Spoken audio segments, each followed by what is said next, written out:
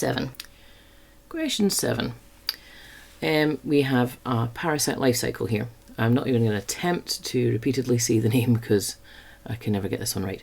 Okay, it causes an elastic condition in humans, common in tropical regions when the parasite is often present in fresh water. Humans can be infected if they enter the water containing the parasite, and we've got a life cycle.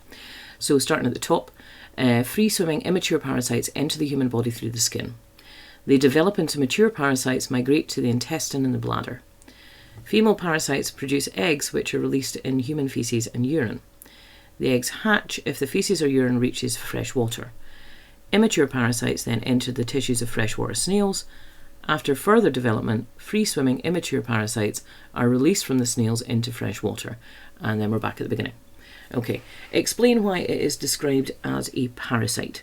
Okay, this is just your straight definition of what a parasite is. So what happens with a parasite is the parasite benefits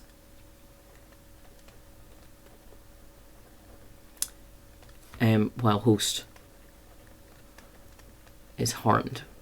Okay, and that benefit could be so many different things, whether that is just losing a particular resource like food, which is going to the parasite and not the host. It could be through damage to tissue, but the parasite is benefiting and the host is being harmed.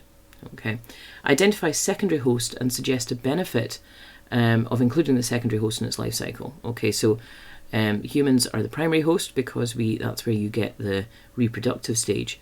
The secondary one is over here. Immature parasites enter the tissues of freshwater snails. So, freshwater snails. You actually get the mark just for saying snails. Okay. Benefit, well, if we look at the next one, it says immature parasites, and then it says after further development. So, that's what we're looking at here. That's what's happening inside the snail, which is helping them. Okay, so benefit is the development of the immature parasites. Okay, which are then released into the fresh water. So, and it does say they are free swimming. Okay, so you go that way into free swimming.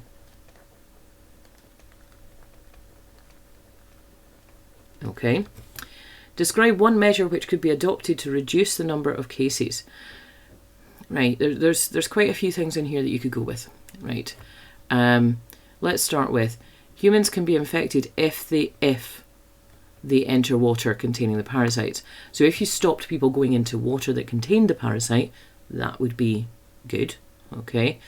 I think the one that you're more likely to go for and clearly would be important is this link here.